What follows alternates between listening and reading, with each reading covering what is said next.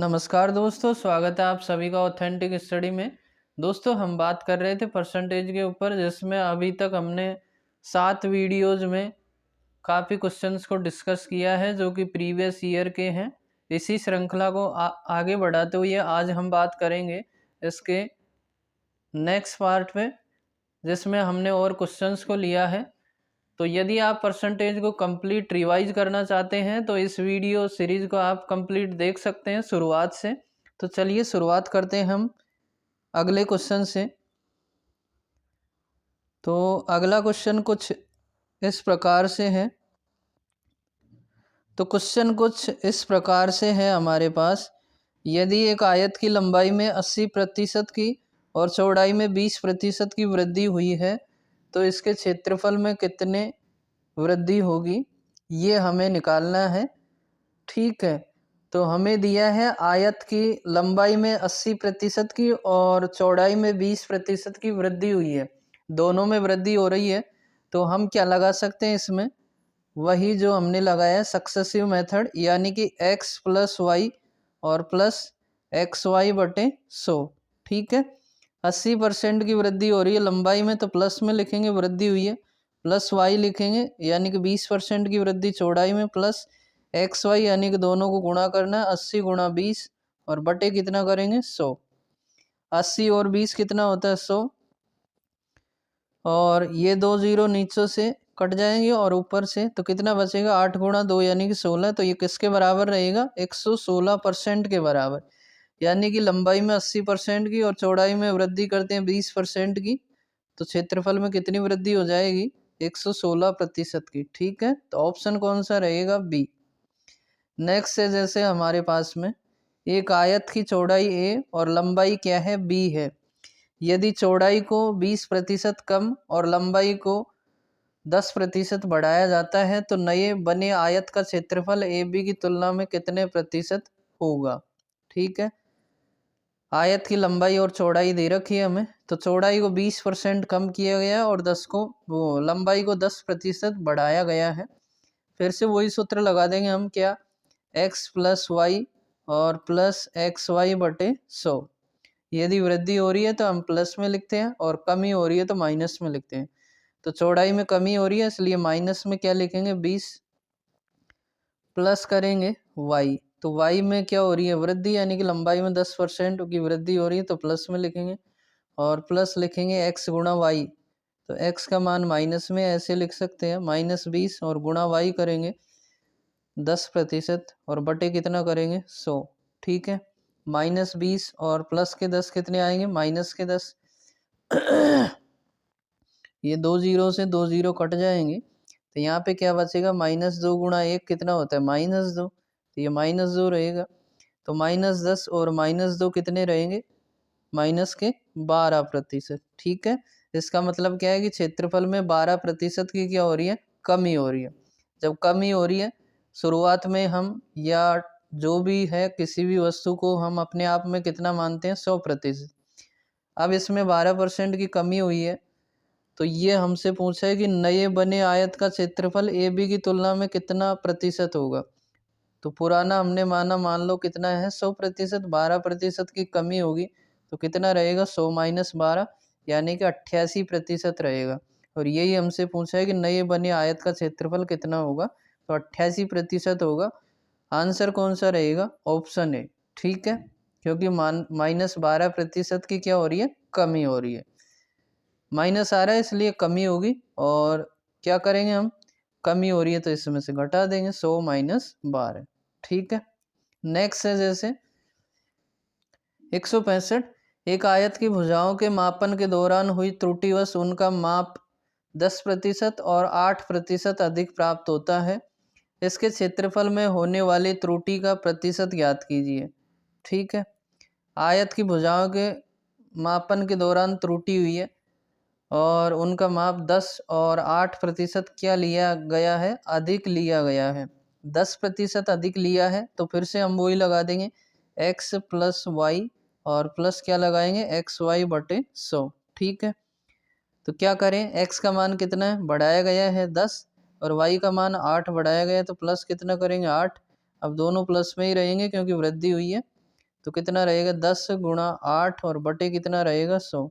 एक जीरो से एक जीरो कट जाएगा तो ये कितना रहेगा 10 और 8 18 प्लस के बटे 10 और हैं और 8 में भाग देंगे तो कितना रहेगा 0.8। इनको जोड़ेंगे तो कितना रहेगा 18.8। और हमसे क्या पूछा है क्षेत्रफल में होने वाली त्रुटि का प्रतिशत। तो कितने प्रतिशत की त्रुटि हुई है 18.8% बढ़ गया है तो इतने की क्या हो जाएगी त्रुटि हो जाएगी। तो राइट आंसर कौन सा रहेगा ऑप्शन सी।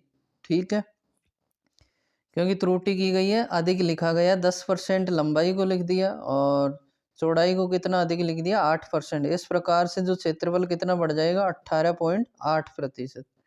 ठीक है, ये वृद्धि हुई है तो यही क्या हो जाएगा जो परिवर्तन हुआ है वही हो जाएगा या त्रुटि हो जाएगी। तो नेक्स्ट है हमारे पास जैसे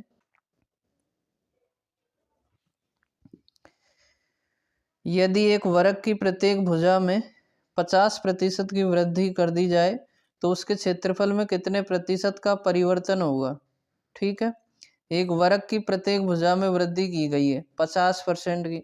अब यहाँ पे केवल 50% ही दिया है। क्यों दिया है? क्योंकि वर्ग में प्रत्येक भुजा क्या होती है बराबर होती है, यानी कि लंबाई भी समान होती है और चौड़ाई भी क्या होती है समान ही होती है। जैसे मान लो ये 2 है तो ये भी कितनी रहेगी 2 रहेगी, ये x है तो ये भी कितनी रहेगी x रहेगी, यानी कि लंबाई चौड़ाई ऊंचाई उसमें सभी क्या होती हैं समान होती हैं। तो 50% की वृद्धि है तो क्षेत्रफल पूछा हमसे, क्षेत्रफल में कितने प्रतिशत का परिवर्तन होगा। तो क्षेत्रफल क्या होता है भुजा गुणा भुजा, यानी कि भुजा स्क्वायर होता है। तो हमें 2 बार लिखना है इसको, यानी कि जो वृद्धि हुई है ना कितने बार हुई है 2 बार, क्योंकि लंबाई और चौड़ाई लिखेंगे इसमें सेम ही होती है। तो फिर से वही सूत्र लगाएंगे हम x प्लस वाई और प्लस एक्स वाई बटे 100। ठीक है, अब मान लेते हैं हम इसकी लंबाई में 50% की वृद्धि है और चौड़ाई में कितने की है 50% की। अब क्षेत्रफल में 2 ही बीमा काम आती है लंबाई और चौड़ाई, इसलिए 2 ही लेंगे। ठीक है, प्लस क्या करेंगे 50 गुणा 50 और बटे कितना करेंगे 100। तो 50 और 50 कितने हो गए 100, प्लस करेंगे 2 जीरो से इधर 2 जीरो कट जाएंगे तो 50 में 25 रहेगा। तो कितना बढ़ जाएगा उसका क्षेत्रफल 125% बढ़ जाएगा। प्लस में आया इसलिए बढ़ेगा, तो ऑप्शन कौन सा रहेगा ए। ठीक है, नेक्स्ट है जैसे एक तौलिए को ब्लीच किए जाने पर उसकी लंबाई में 20% और चौड़ाई 10% कम हो गई, इसके क्षेत्रफल में कितने प्रतिशत की कमी हुई है। तो सेम वही सवाल है, लंबाई में और चौड़ाई में क्या हुई है कमी हुई है दोनों बार, तो दोनों को माइनस लिख लेंगे। इसी में लिखना है जैसे x plus y plus x y और बटे कितना होता है 100। ठीक है, अब यदि माइनस में आ रहा है तो हम उसे कमी हो रही है तो माइनस में लिखते हैं। तो लंबाई में कमी हुई है तो -20 लिखेंगे, प्लस लिख सकते हैं या सीधा ही माइनस लिख देंगे। जैसे चौड़ाई में भी कमी हुई है, ठीक है, तो क्या लिखेंगे -10 और प्लस दोनों को गुणा करेंगे, दोनों माइनस के हैं तो -20 और गुणा -10 और बटे कितना करेंगे 100। तो ये कितना रहेगा -20 और प्लस गुणा माइनस करेंगे माइनस रहेगा। इस प्रकार से देखो वापस लिख दे रहा हूँ मैं, तो -10 रहेगा और ये माइनस गुणा माइनस क्या हो जाएगा प्लस रहेगा। ये कट जाएंगे 2 जीरो इधर से ऊपर से, तो क्या रहेगा 2 एकम 2। तो ये कितना रहेगा 20 और 10 30, माइनस के 30 और प्लस के 2 कितने रहेंगे माइनस के 28। इसका मतलब क्या हो रहा है 28% की कमी हो रही है। ठीक है, और यही हमसे पूछा कितने प्रतिशत की कमी हुई है, तो ऑप्शन कौन सा रहेगा राइट सी रहेगा। ठीक है, नेक्स्ट है जैसे किसी वृत्त की त्रिज्या में 5% की वृद्धि की जाती है, इसके क्षेत्रफल में होने वाली प्रतिशत वृद्धि ज्ञात कीजिए। देखो हमें दिया है वृत्त की त्रिज्या में 5% की वृद्धि। अब वृत्त का भी क्षेत्रफल क्या होता है पाई आर स्क्वायर, यानी कि इसमें त्रिज्या 2 बार आती है तो हमें 2 बार लिखना है 5% की वृद्धि। तो कैसे लिखेंगे x plus y plus x y बटे 100, यानी कि 5 प्लस 5, चूंकि वृद्धि हो रही है इसलिए हम दोनों को प्लस लिखेंगे, प्लस एक्स वाई करेंगे तो 5 गुणा 5 और बटे कितना लिख रहा हूँ 100। ठीक है, 5 और 5 कितना होता है 10, ये कट जाएगा 50 में 25 और 25 होगा 100, यानी कितना रहेगा 1/4।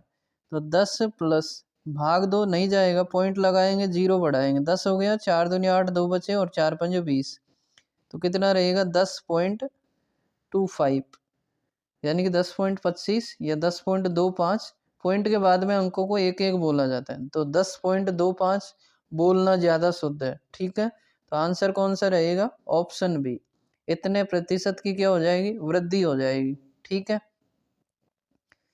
नेक्स्ट है जैसे हमारे पास में एक घोल में 8% नमक है, यदि घोल का आयतन 550 ml है तो इसमें नमक की मात्रा कितनी है? ठीक है, घोल है, घोल का आयतन 550 ml है, तो नमक की मात्रा निकाल लेंगे।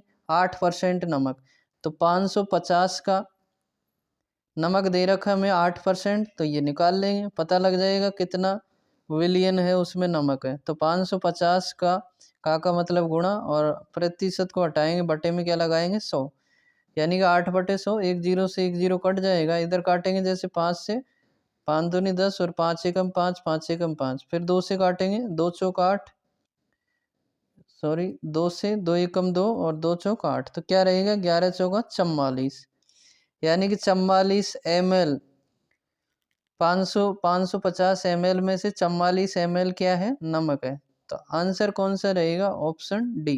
ठीक है, नेक्स्ट है जैसे 250 ग्राम का ऐसा विलियन जिसमें ग्लूकोज की मात्रा 5% हो, तैयार करने के लिए आवश्यक ग्लूकोज की मात्रा कितनी होगी? तो 250 ग्राम का टोटल विलियन है, उसमें हमें चाहिए ग्लूकोज की मात्रा 5%, तो इसको निकाल देंगे। 250 का 5%, और यही हमसे पूछा है ग्लूकोज की मात्रा, तो 5% ग्लूकोज है, इसको फाइंड आउट करो। जैसे 250 का मतलब गुणा 5%, प्रतिशत को हटाएंगे तो बटे में 16 आएंगे, 25 से काट देंगे, 25 से कम 25 और 0, इधर 25 चौका 100, कितना रहेगा? 50/4, और इसे काटेंगे या भाग देंगे तो 4 एकम 4, 1 बचेगा, 4 दूनी 8, फिर 2 बचे, पॉइंट लगाओ, 0 बढ़ाओ, 20 हो गए, 4 पंजे 20, यानी कि 12.5 ग्राम, क्योंकि टोटल ग्राम 250 ग्राम का था विलियन, टोटल विलियन, उसमें से 12.5 ग्राम क्या रहेगा? ग्लूकोज रहेगा। तो ऑप्शन कौन सा रहेगा? बी। ठीक है, नेक्स्ट है जैसे विलियन में पानी की 320 ग्राम मात्रा में सामान्य नमक की मात्रा 33 ग्राम है, द्रव्यमान प्रतिशत के द्वारा द्रव्यमान के संदर्भ में विलियन की सांद्रता ज्ञात कीजिए। तो सांद्रता हमें निकालनी है, जिसमें पानी की मात्रा जो है 320 ग्राम है और नमक की मात्रा कितनी है? 33 ग्राम। तो हम ये कह सकते हैं कि विलियन टोटल कितना है? विलियन में क्या क्या मिला हुआ है? एक तो क्या है? नमक है, और एक क्या है? पानी है। तो पानी और नमक दोनों की मात्रा को जोड़ देंगे हम, टोटल विलियन हो जाएगा। 320 ग्राम पानी है प्लस नमक की मात्रा 33 ग्राम है, दोनों को जोड़ लेंगे, टोटल करेंगे 3, 2 और 3 5, और इधर 3, यानी कि 353। ठीक है, 353 ग्राम का क्या हो गया? विलियन। अब हमें निकालना है सांद्रता, तो सांद्रता कैसे निकालेंगे? सांद्रता, ठीक है, तो ये बराबर क्या होगा? तो पूछा हमसे द्रव्यमान प्रतिशत के द्वारा द्रव्यमान के संदर्भ में विलियन की सांद्रता की गणना कीजिए। ठीक है, तो 33 ग्राम नमक है, कितना है? 33 ग्राम नमक है, तो 33 बटे करेंगे टोटल विलियन, टोटल विलियन कितना है? 353 ग्राम। ठीक है, और प्रतिशत में बदलेंगे तो किससे गुणा करेंगे? 100 से, ये हो जाएगा हमारे पास। अब 353 कट नहीं रहा है, तो हम क्या करेंगे? इसको लगभग में आंसर निकालने के लिए कितना मान लेंगे? 350 मान लेंगे, ताकि हमारा आंसर आ सके, यानी कि कट पिट के। 353 को थोड़ी देर के लिए हमने कितना माना है? 350। ठीक है, अब ये कट जाएगा, 1 0 से 1 0, 5 7 35 और 5 दूनी 10, कितना रहेगा? 33 दूना 66, और बटे कितना रहेगा? 7, तो भाग देंगे, 7 9 63, कितने बचेंगे? 3, पॉइंट लगाएंगे, 0 बढ़ाएंगे, 30 हो गए। अब 2 भाग 700 को 28, फिर 2 बचे और 20 हो गए, 7 दूनी 14, यानी कि 9.42% रहेगा। ठीक है, ये कब रहा? जब हमने संख्या कम का भाग दिया, 353 का देना था, लेकिन हमने किसका दिया? 350 का। कम का दिया है तो ये ज़्यादा आया है, तो 9.42 से थोड़ा कम देखेंगे, जस्ट कम। 9.42 से जस्ट कम कौन सा है? ऑप्शन बी है। तो आंसर कौन सा रहेगा? Option B. क्यों रहेगा? क्योंकि हमने 350 का भाग दिया है, जबकि देना किसका था? 353 का। तो 353 का देंगे तो एग्जैक्ट कितना आएगा? 9.35%। ठीक है।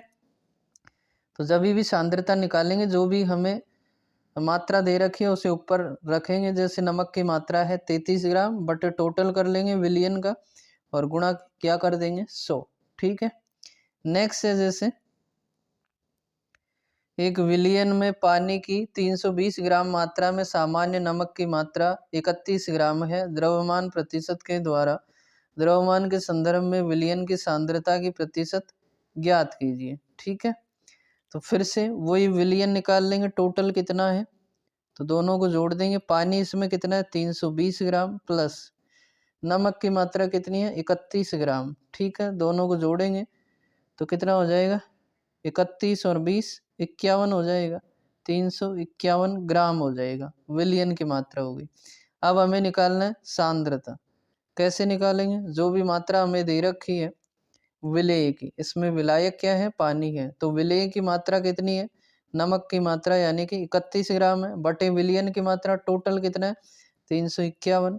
और प्रतिशत में बदलेंगे तो 100 से गुणा कर देंगे। ठीक है।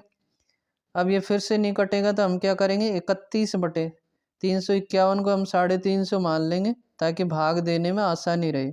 और लगभग में हम आंसर निकाल के टिक कर सकते हैं ऑप्शन। तो 10 से 10 कट जाएगा, 5 से काटेंगे, 5 7 35 और 5 दूनी 10। तो कितना रहेगा? 31 दूना 62।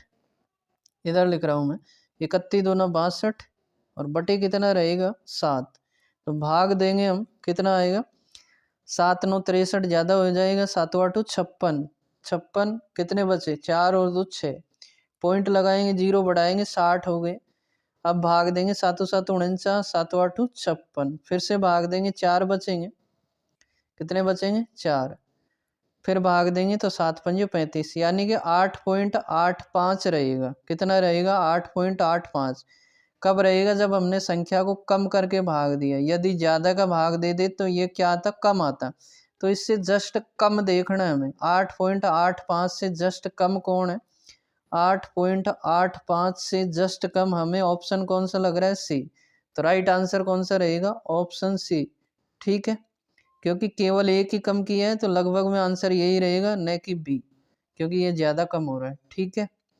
नेक्स्ट है, जैसे एक विलियन में पानी की 320 ग्राम मात्रा में 320 ग्राम मात्रा में सामान्य नमक की मात्रा 45 ग्राम है।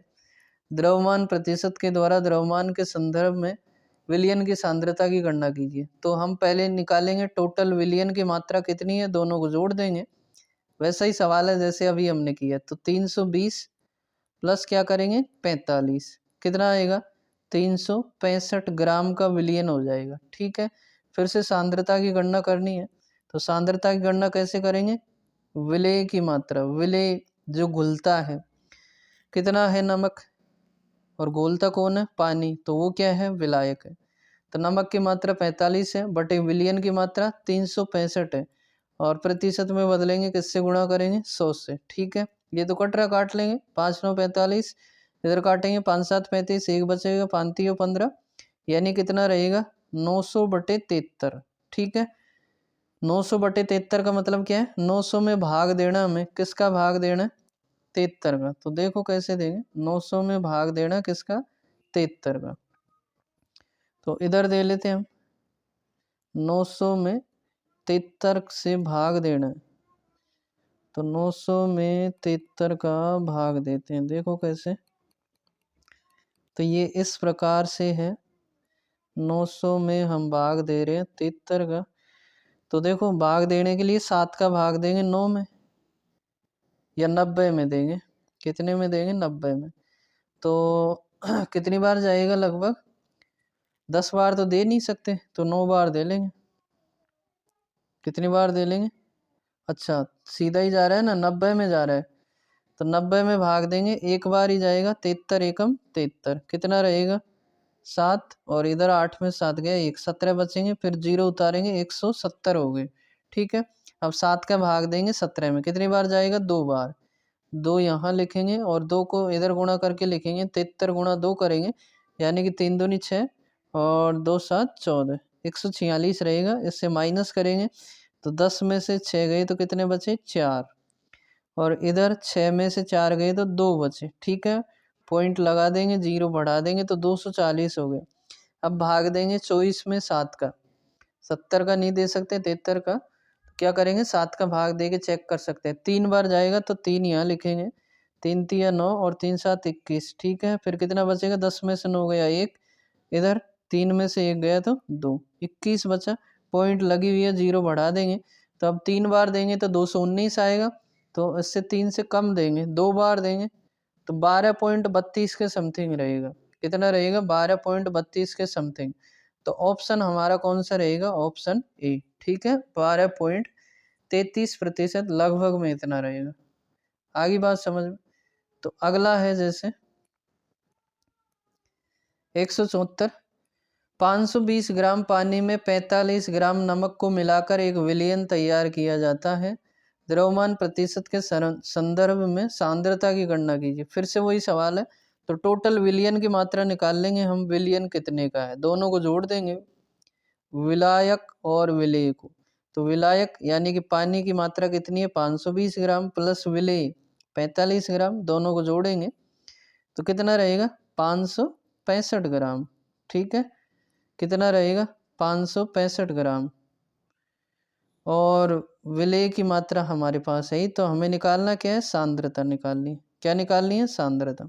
कैसे निकालेंगे, विलेय की मात्रा यानी कि नमक की मात्रा कितनी है 45 ग्राम बटे टोटल विलियन कितना है 565 ग्राम, और प्रतिशत में बदलेंगे तो इंटू 100। काट लो, 5 9 45, 5 से काटेंगे 5 एकम 5, फिर 5 एकम 5 और 1 बचेगा, 5 तियो 15, और इधर काटेंगे 5 से, हाँ 5 से काट दिया ना, तो क्या बचेगा हमारे पास 900 बटे 113, यानी कि 900 में भाग देना हमें किसका 113 का। ठीक है, तो भाग दो, 11 का भाग हम 90 में देंगे तो 11 8 88, 8 बार जाएगा का लिखो तो एक बार, 8 थी 24, हासिल की 2, 8 एकम 8 और 2 10, हासिल की 1, 8 एकम 8 1 9, ज़्यादा हो रहा है तो कितनी बार ही देंगे हम, 7 बार देंगे। कितनी बार देंगे, 7 बार।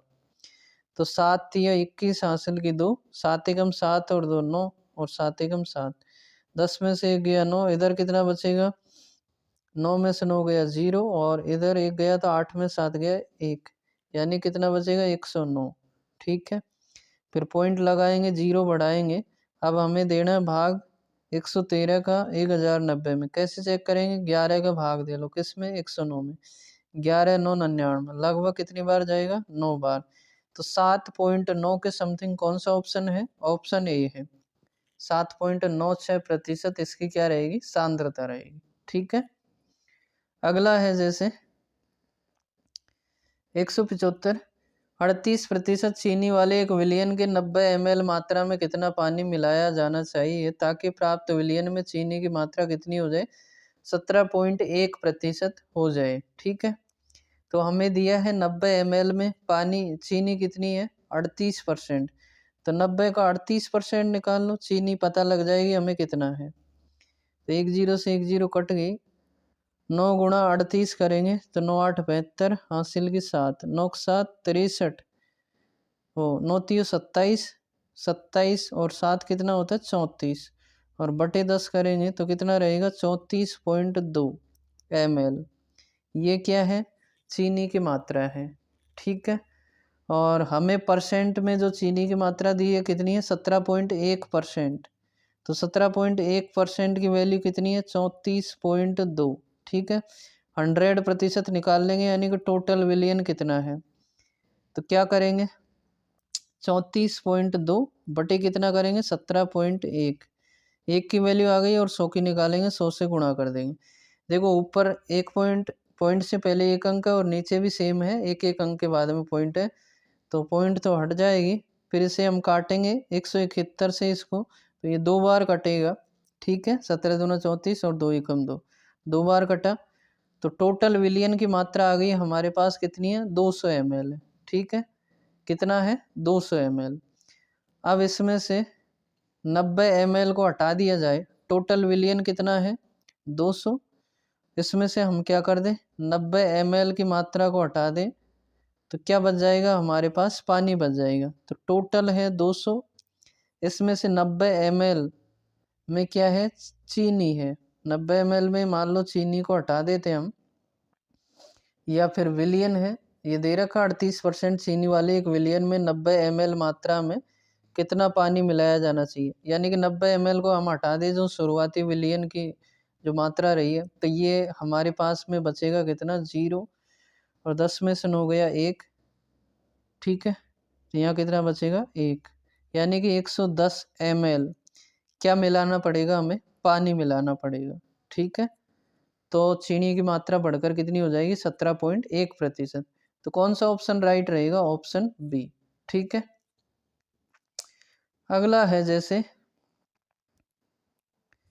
एक फुटबॉल टीम अपने द्वारा खेले गए मैचों में से 40% हार गई, यदि उसने 75 मैच जीते हैं तो उसके द्वारा खेले गए कुल मैचों की संख्या ज्ञात कीजिए।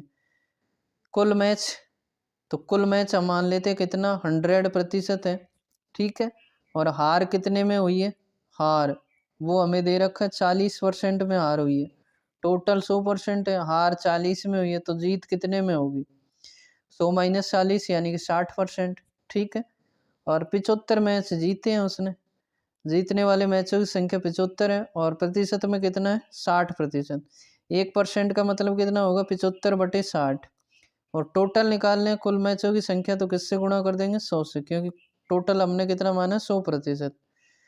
1 0 से 1 0 कट जाएगा, 3 से काटे 3 दूनी 6, और 3 दूनी 6, 3 पंजे 15, फिर 2 से काटेंगे 2 पंजे 10, यानी कि 25 × 5 कितना रहेगा 125। तो कुल मैचों की संख्या कितनी है 125, यानी कि ऑप्शन डी, ठीक है। अगला है जैसे एक कक्षा के विद्यार्थियों के द्वारा गणित में प्राप्त औसत अंक 70 थे, लड़कों द्वारा प्राप्त औसत अंक लड़कियों द्वारा प्राप्त औसत अंक से 20% अधिक है। यदि लड़कों की संख्या और लड़कियों की संख्या का अनुपात 3:2 है तो लड़कियों द्वारा प्राप्त औसत अंक ज्ञात कीजिए, ठीक है। हमें दिया है एक तो औसत अंक, और एक लड़कों द्वारा प्राप्त औसत अंक लड़कियों द्वारा प्राप्त औसत अंक से अधिक है। तो एक बार हम इनके अंक लिख लेते हैं, एक तरफ क्या है बॉयज़ हैं और एक तरफ क्या है गर्ल्स हैं, ठीक है। अब जो लड़कों द्वारा प्राप्त अंक है अधिक है लड़कियों से, कितना अधिक है 20% अधिक है। मान लेते हैं हम लड़कियों के कितने हैं 100% है, या 100 है, कितना मान लेते हैं 100, इसका 20% अधिक करेंगे तो कितना हो जाएगा 120 हो जाएगा, ठीक है। ये किसके हो जाएंगे, लड़कों के हो जाएंगे। इसका अनुपात निकालेंगे तो कितना आएगा, काट लेंगे 2 6 12 और 2 5 10, यानी कि 6:5 में उनके क्या है औसत अंक है, ठीक है। और टोटल विद्यार्थियों के औसत अंक कितने हैं 70 हैं, कितने हैं 70, ये टोटल विद्यार्थियों को औसत दिया है। और हमें क्या दे रखा है लड़के और लड़कियों की संख्या का अनुपात। तो हम क्या करते हैं, ये जो प्राप्तांक ये औसत अंक निकाले अभी हमने अलग अलग लड़के और लड़कियों के, मान लेते हैं हमारे पास लड़की के कितने हैं 5x हैं और लड़कों के कितने हैं 6x हैं, ठीक है। x लगा के हम मान सकते हैं इनको, संख्या में यदि मानेंगे तो 6x और 5x हो जाएंगे, ठीक है। और संख्या का अनुपात दे रखा है इनका कितना 3:2। अब हमें दिया है औसत कितना है 70 है, औसत कितना है 70, तो औसत कैसे निकालेंगे, राशियों का योग बटे राशियों की संख्या, ठीक है। तो हम पहले प्राप्तांक निकालेंगे किसके, लड़कों के। तो लड़कों के प्राप्तांक यानी कि औसत अंक कितने हैं 6x है, ठीक है। और इनकी संख्या कितनी है, तो देखो लड़के और लड़कियों की संख्या का अनुपात 3:2 है, जिसमें लड़कों की संख्या का अनुपात कितना है 3, इसको गुणा कर देंगे तो ये टोटल अंक हो जाएंगे। यानी कि लड़के जो हैं लड़कों के औसत अंक 6x है और इनकी संख्या कितनी है 3, दोनों गुणा कर देंगे टोटल हो जाएंगे, प्लस लड़कियों के औसत अंक कितने हैं 5x है, कितने हैं 5x, ठीक है। और इनको संख्या से गुणा कर देंगे तो योग हो जाएगा इनका, संख्या कितनी है 2, अनुपात में दे रखा है ना, और बटे बटे क्या करेंगे टोटल संख्या, टोटल संख्या कितनी हो जाएगी तीन संख्या का अनुपात 3:2 है, तो दोनों को जोड़ देंगे, ये टोटल संख्या यानी कि राशियों को योग बटे राशियों की संख्या और बराबर क्या हो जाएगा, ये औसत, वो कितना है 70 है। ठीक है, इससे सॉल्व करेंगे तो 6 18x प्लस कितना बचेगा 5 दूनी 10x और बराबर कितना रहेगा 70 गुणा 5, तो कितना हो जाएगा 350। ठीक है, 18 और 10 28 x यानी कि x को इधर रखेंगे तो 350 बटे कितना हो जाएगा 28। ठीक है, काट लो, 7 चौक 28 और 7 पंजे 35 यानी कितना रहेगा x का मान 50/4। अब हमसे क्या पूछा, लड़कियों द्वारा प्राप्त औसत अंक ज्ञात करो। तो लड़कियों के द्वारा प्राप्त औसत अंक कितने थे 5x, कितने थे 5x और x का मान कितना है 50/4, तो इसमें रख देंगे। लड़कियों के द्वारा प्राप्त अंक आ जाएंगे 5 गुणा x यानी 5 गुणा x का मान कितना है 50/4, कितना रहेगा 50 25 250/4 भाग देंगे 4 छक्का 24, एक बचेगा 10 हो गए, 4 दूनी 8, पॉइंट लगाई 0 बढ़ाई और 4 पंजे 20, तो कितना रहेगा 62.5। ऑप्शन कौन सा रहेगा, बी। ठीक है,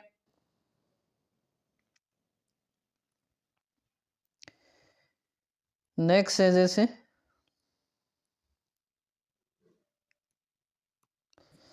रवि को हैदराबाद से दिल्ली जाना है, हैदराबाद और दिल्ली के बीच की दूरी 1200 किलोमीटर है। ठीक है, 25% दूरी पैदल, 30% दूरी बस से, 15% दूरी रेलगाड़ी से और शेष दूरी हवाई जहाज से तय करने का निर्णय करता है। ठीक है, रवि द्वारा हवाई जहाज से तय की गई दूरी कितनी है। दो बिंदु हैं या दो स्थान है हमारे पास में, जैसे मान लो एक तो हैदराबाद है और एक क्या है, दिल्ली है। दोनों के बीच की दूरी कितनी है, इस बिंदु से लेकर इस बिंदु तक 1200 किलोमीटर। ठीक है, अब इसमें से रवि को जाना है तो ये 25% दूरी पैदल तय करता है, 30% दूरी बस से और 15% दूरी किससे, रेलगाड़ी से और शेष दूरी हवाई जहाज से। तो किलोमीटर में तो 1200 है और वैसे परसेंट में हम कितना मानते हैं इसको, 100% के बराबर। ठीक है, अब इसने 25% दूरी पैदल तय की है प्लस 30% दूरी बस से तय की है प्लस 15% दूरी रेलगाड़ी से तय की है। टोटल परसेंट निकालेंगे तो कितना हो जाएगा, 25 और 15 40 और 30 कितना हो जाएगा 70%। 70% दूरी इसने 3 तरीके से तय की। अब शेष दूरी को इसने हवाई जहाज से तय की है, हवाई जहाज से। ठीक है, तो शेष कितनी बचेगी, टोटल 100% है, 70% तय कर ली है तो 30% बचेगी और ये 30% किससे तय की है, हवाई जहाज से। किससे, हवाई जहाज से। तो इसी को निकालना है हमें। टोटल कितनी है 1200, तो 1200 को कितना निकाल देंगे 30%। क्यों, क्योंकि हवाई जहाज की निकाल लिए और हवाई जहाज की शेष दूरी है यानी कि 30%। तो 1200 को 30%, 2 जीरो से 2 जीरो और 12 3 36 यानी कितना रहेगा 360 किलोमीटर। ऑप्शन कौन सा रहेगा, डी, यानी कि हवाई जहाज के द्वारा चली गई जो दूरी है वो कितनी है 360 किलोमीटर। ठीक है, अगला है जैसे ए के 15% और बी के 35% के गुणनफल को सी के 21% से विभाजित करने पर उत्तर के रूप में 37 प्राप्त होता है। यदि ए और बी के गुणनफल को सी से विभाजित किया जाए तो उत्तर कितना होगा। ठीक है, तो जो दे रखा है उसे हम लिख लेते हैं एक बार। ए का 15%, तो ए का 15%। ठीक है, यानी कि 15/100 और दोनों का गुणनफल दिया है तो गुणा कर देंगे। बी का 35% यानी कि बी का मतलब गुणा और 35% यानी कि 35/100। इन दोनों के गुणनफल को सी के 21% से विभाजित करें तो यहाँ विभाजित कर दो यानी बटे कर दो। सी का मतलब होता है गुणा और 21% यानी कि 21/100 विभाजित करने पर उत्तर के रूप में 37 मिलता है। यानी कि इसको हल करेंगे तो बराबर में कितना आएगा 37। तो इससे सॉल्व करें एक बार। तो देखो हम क्या करें, इस सी गुणा 21 को इधर गुणा कर देते हैं। ठीक है, तो क्या रहेगा ये, देखो इधर लिख देता हूँ मैं सीधा ही। तो ये इधर आ जाएगा सी गुणा 21 और बटे कितना हो जाएगा 100।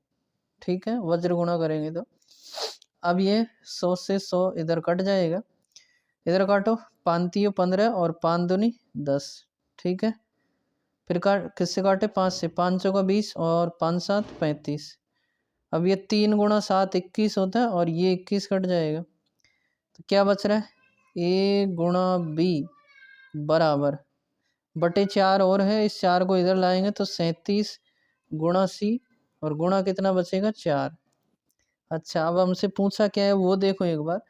यदि ए और बी के गुणनफल को सी से विभाजित किया जाए, ए बी और बटे करना है हमें सी, तो इसको इधर ले आएंगे, ठीक है। तो क्या बचेगा, इधर लिख रहा हूँ ए बी, ठीक है, और बटे सी को इधर लाएंगे तो बटे में आएगा, ए बी बटे सी का मान कितना हो जाएगा वो देखो, तो 37 गुणा 4 बचेगा, कितना बचेगा 37 गुणा 4। 37 गुणा 4 करेंगे तो कितना होता है, कर लो गुणा, 4 7 28, 2 4 3 12 और 2 14, यानी कितना रहेगा ए बाई ए बी अपॉन सी का मान कितना रहेगा 148। तो कौन सा ऑप्शन रहेगा, बी, ठीक है। यही हमें निकालना है, ए बी के गुणनफल को सी से विभाजित किया जाए तो उत्तर कितना होगा, तो 148 होगा। अगला है जैसे 180, किसी संख्या के 15% को जब दूसरी संख्या के 30% में जोड़ा जाता है तो यह दोनों संख्याओं के योग का 24% प्रदान करता है। बड़ी संख्या छोटी संख्या की तुलना में 4 अधिक है तो संख्याएं कितनी कितनी है, ठीक है। दो संख्याएं हैं, मान लेते हम ए और बी हैं, तो किसी संख्या के 15%, एक का 15% निकाल लें तो कितना होगा 15/100, ठीक है। ए के 15% को दूसरी संख्या यानी बी मान लो दूसरी संख्या में जोड़ा जाता है, तो दोनों को जोड़ देंगे, बी का 30%, ठीक है।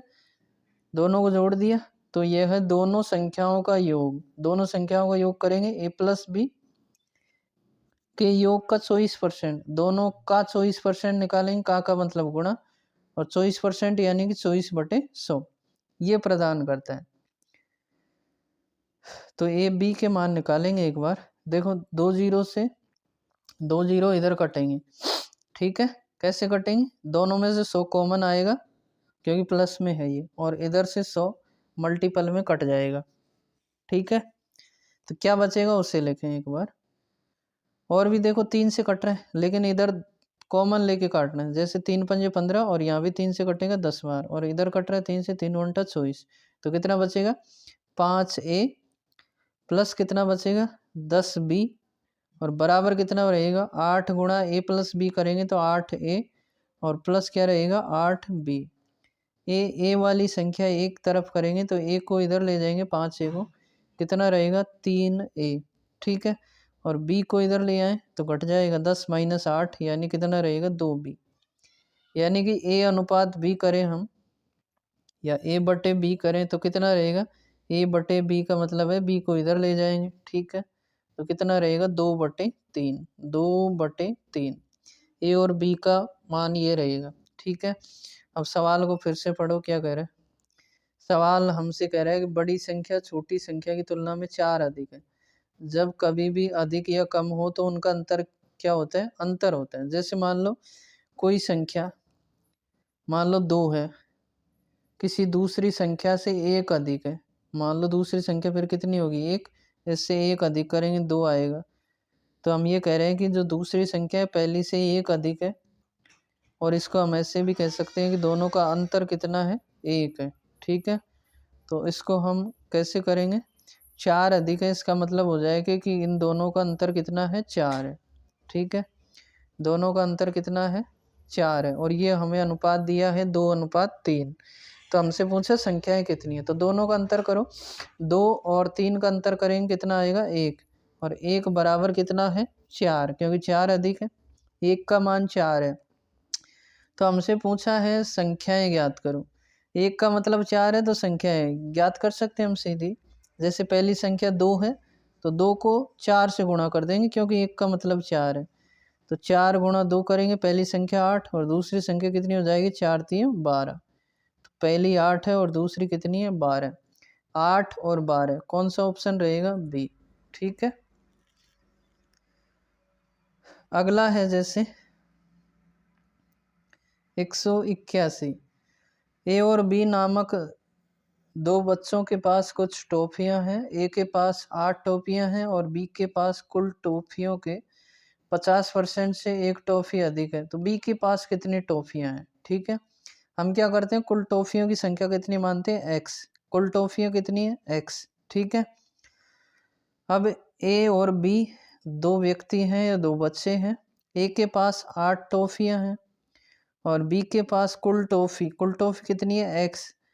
उसका 50% निकालेंगे। 50% का मतलब होता है 1/2, या सीधा ही लिख लो 50/100, बात वही है।